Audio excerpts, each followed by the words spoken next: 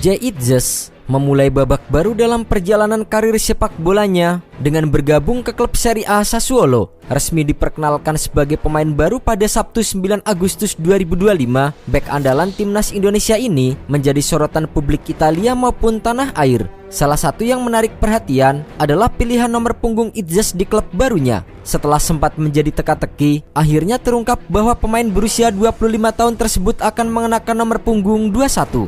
Keputusan ini cukup unik karena selama beberapa tahun terakhir, Djidjes lebih sering terlihat mengenakan nomor punggung 3 ataupun 4. Di timnas Indonesia, ia identik dengan nomor 3. Sementara ketika membela Venezia, ia mantap menggunakan nomor 4. Pilihan untuk kembali ke nomor 21 ternyata bukanlah keputusan yang diambil secara mendadak.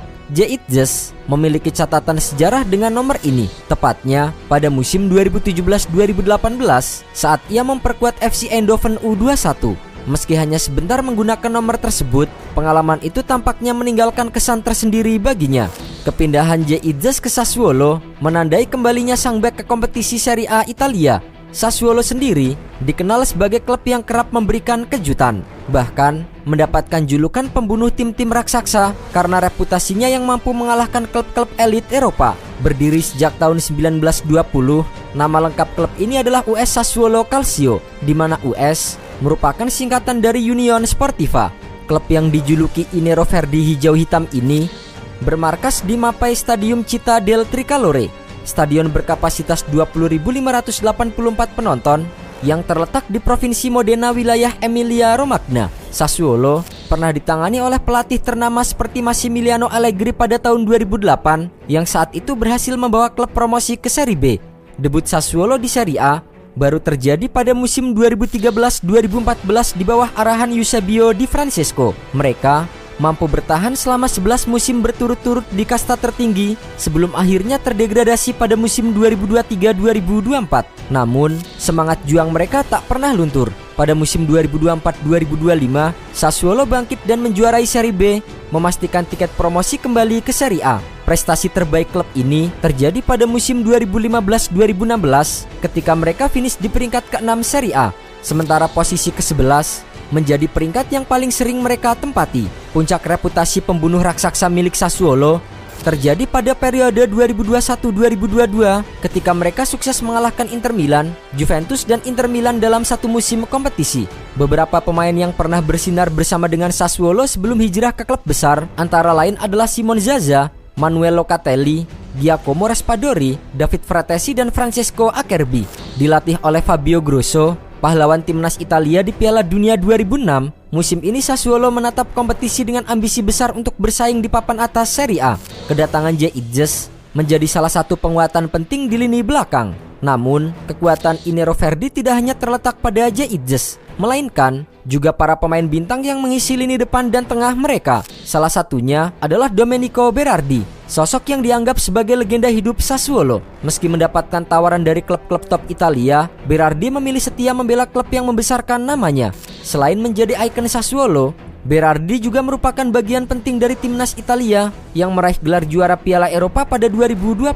Dalam 6 laga di turnamen tersebut, ia berhasil mencetak 2 gol, menunjukkan kualitasnya di level tertinggi. Di lini serang, Sassuolo juga memiliki Armand Laurente, pemain sayap kiri yang direkrut dari FC Lorient pada bursa transfer musim panas 2022 dengan mahar 10 juta euro. Pemain yang pernah memperkuat timnas Prancis U21 ini telah menjadi andalan klub dengan torehan 31 gol dan 18 assist dari 102 penampilan.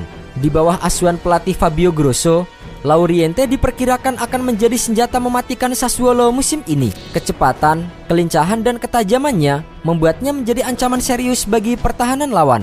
Nama lain yang patut diperhatikan adalah Christian Volpato, gelandang serang berusia 21 tahun lulusan Akademi AS Roma. Volpato pindah ke Sassuolo pada musim panas 2023 setelah mencatatkan 2 gol dan 1 assist untuk AS Roma. Sejak bergabung, ia telah menorehkan 5 gol dan 7 assist dari 46 penampilan. Sebagai playmaker, kreativitas Volpato diharapkan mampu memberikan dimensi baru dalam serangan Sassuolo. Di lini tengah, ada Andrea Pinamonti, striker jebolan Akademi Inter Milan yang pernah menjadi bagian dari skuad peraih Scudetto 2020-2021 dan mengakhiri dominasi Juventus di Liga Italia. Musim lalu, ia sempat dipinjamkan ke Genoa. Namun, kini kembali ke Sassuolo dengan catatan 17 gol dan 13 assist dari 72 penampilan. Pengalaman dan naluri golnya menjadi modal berharga bagi Sassuolo dalam mengarungi ketatnya persaingan di Serie A. Pemain anyar lainnya adalah Ismail Kone, gelandang yang dipinjam dari Olympique Marseille hingga akhir musim ini. Lahir di Pantai Gading, namun membela timnas Kanada, Kone sudah mencatatkan 31 penampilan internasional dengan torehan 3 gol.